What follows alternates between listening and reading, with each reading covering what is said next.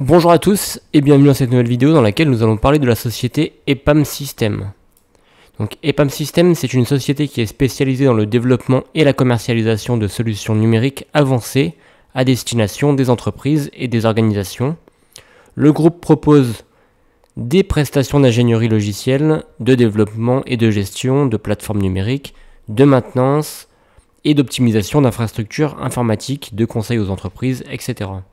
On a un chiffre d'affaires qui est bien diversifié entre le voyage, transport et vente au détail pour 22,6%, les services financiers pour 21,3%, des services d'information et médias pour 16,8%, des logiciels et technologies pour 16,5%, sciences de la vie et santé pour 10,5% et autres pour 12,3%.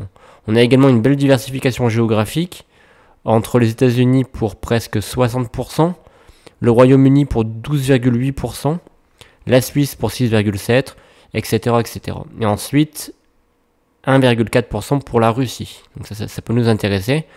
Comme on peut voir ensuite qu'on a un delta qui est vachement important entre 2021 et 2022 pour la Russie, avec moins 55,81%, donc dû à la guerre entre la Russie et l'Ukraine. Malgré ça, on a quand même une très belle augmentation en Amérique du Nord et en Europe. Donc voilà, ce qui a vraiment pénalisé, c'est la Russie, donc moins 55%.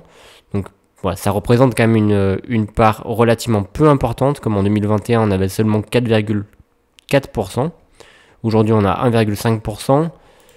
Ça, voilà, quand on regarde le cours en bourse, on était à des points très hauts, à presque 700 euros, et on est tombé en dessous des 200 euros. Donc moins 71% pour un chiffre d'affaires qui est seulement pour un chiffre d'affaires qui était seulement de 4,4%, ça me semble quand même démesuré.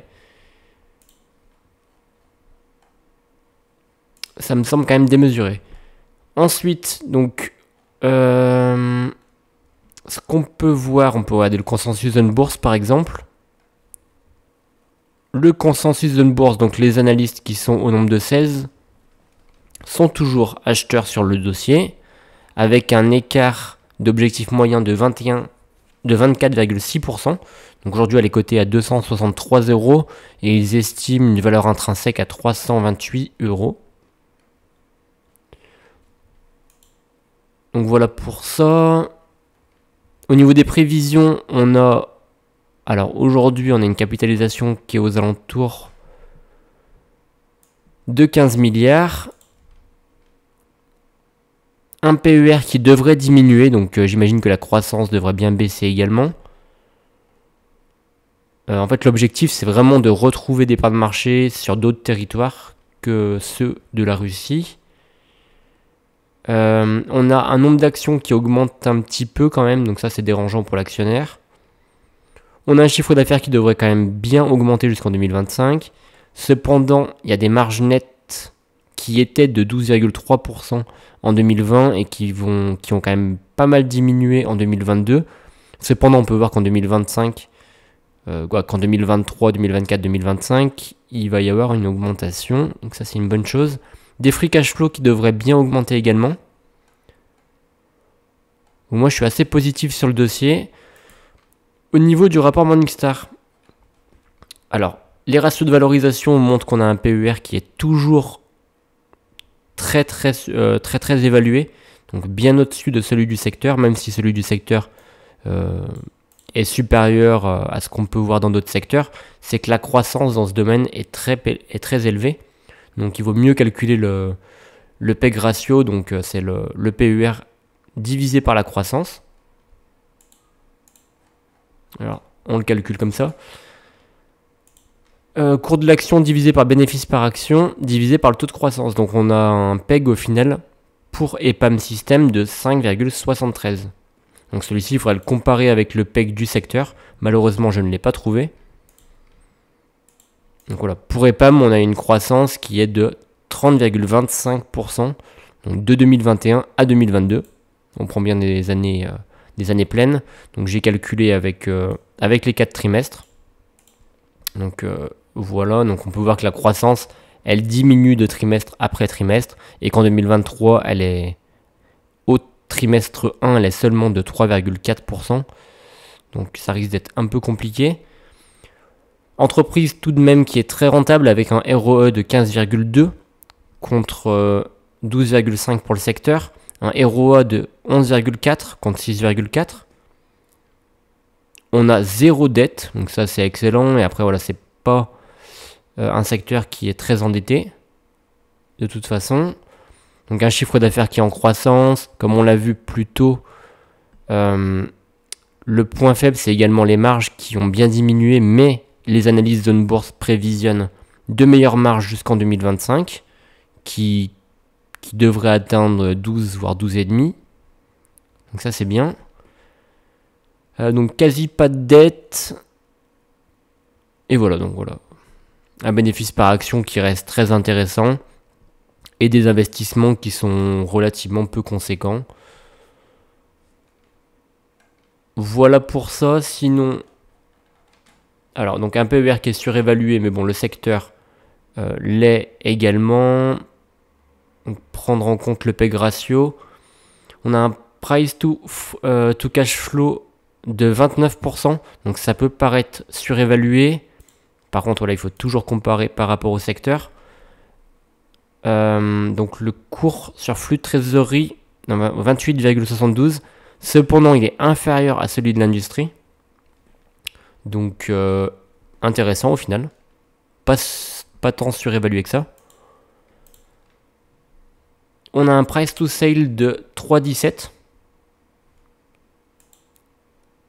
3,17, pareil, donc un cours sur vente qui est 3,17 contre 9,07 pour l'industrie. Donc ça, c'est une bonne chose. Ratio de rentabilité, donc qui sont tous sous-évalués par rapport au secteur, avec une marge d'exploitation de 12,96, marge nette de 8,9, qui devrait s'améliorer. On a une rentabilité sur investissement de 18,4, donc excellent.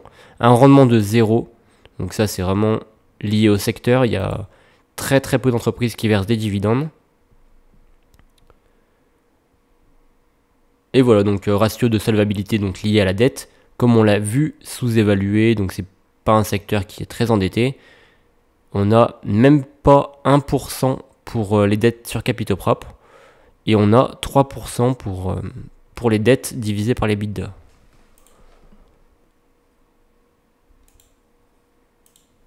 Donc voilà pour ça.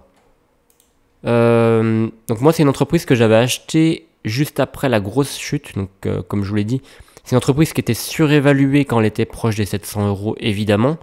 Comme beaucoup d'entreprises technologiques aux États-Unis, il y a eu une grosse chute ensuite. La grosse chute ici n'est pas corrélée à la perte du chiffre d'affaires liée à la Russie. Moi, je l'avais acheté, il me semble que je l'avais acheté à 260. Je l'ai revendu à 360 ensuite. Donc, une belle plus-value. Et là, le dossier me réintéresse. Donc là, on est à 264. Je pense qu'en dessous de 300 €, si elle garde ses fondamentaux, ça reste une opportunité. Donc dernièrement, on était même un peu en dessous des 240. Mais tout de même, ça reste une opportunité. Je vais essayer d'attendre un point plus bas. Mais bon, ce n'est pas dit que ça arrive. Mais en tout cas, ça reste une très belle entreprise. Donc voilà, c'était tout pour cette vidéo. Juste, voilà, on analysera peut-être dans une autre vidéo les rapports financiers ou les derniers résultats. Là, c'était vraiment juste une analyse des ratios qui reste tout de même très bon. Et le prix redevient intéressant.